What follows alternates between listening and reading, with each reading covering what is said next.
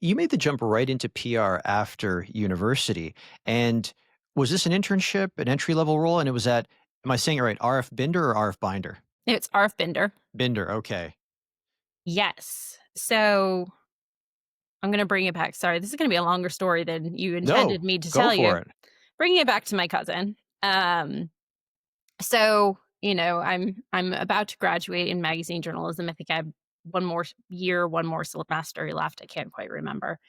Um, and I sort of could see that the journalism field was gonna be really, really difficult to break into. It was already going through that sort of transition, and this is, well, let's just say 20 plus years ago. We don't need to give an exact date of when I graduated.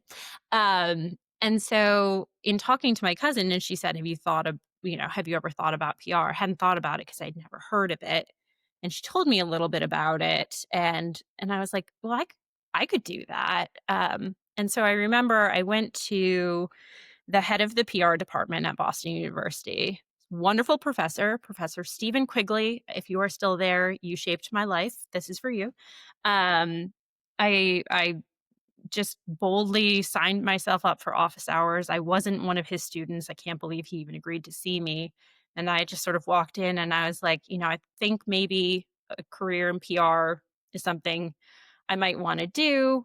I don't know where to start. Like, would you sign me into one of your intro classes just so I can learn about it?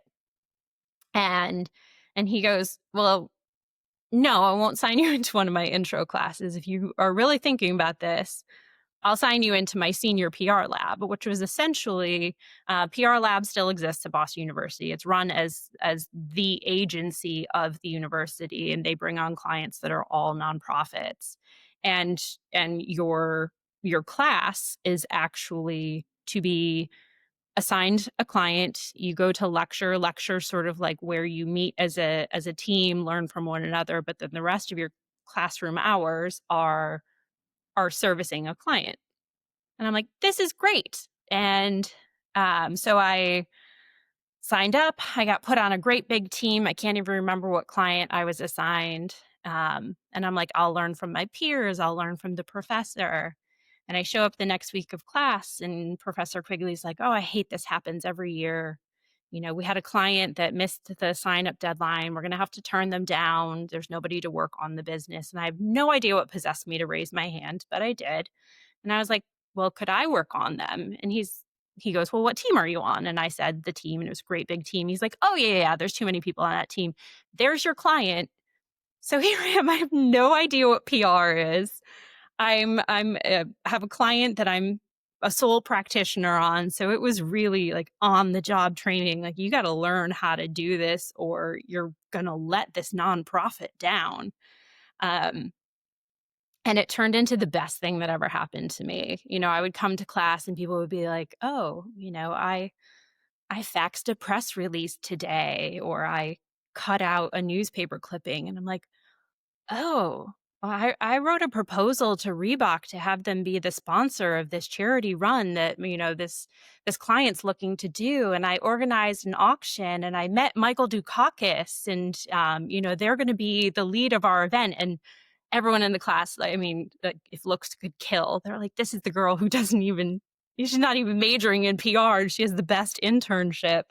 But that's how I threw myself in the deep end, learned to swim, and it changed everything. Um, and fast forward to I saw RF Binder was hiring, and it turned out that Professor Quigley knew the woman who led the Boston office. And I couldn't get in touch with the client that I had interned for.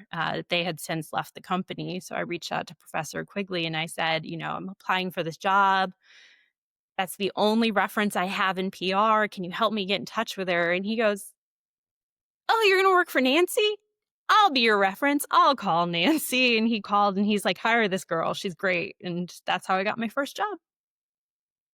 Did Professor Quigley ever tell you what he saw in you? Because you went in to say, "Hey, I want to be in your introductory class," and he turned around and said, "Now you're gonna join the senior lab." Like, did he ever give you the reason behind that, like what he saw in that first meeting? He didn't. But I think, myself looking back, I think if I had sent an email, he would have brushed it off. I think if I had taken the easy way, but I was just like, "Oh, I'm gonna go and I'm gonna find time on his calendar and I'm gonna sort of plead my case." And I look at our industry as a whole, like that's, when you're pitching, that's what you have to do is you have to go the extra mile. And when you're doing new business development and networking, you have to go that extra mile. So he probably was like, well, if she showed up to do this, she might be okay in this industry.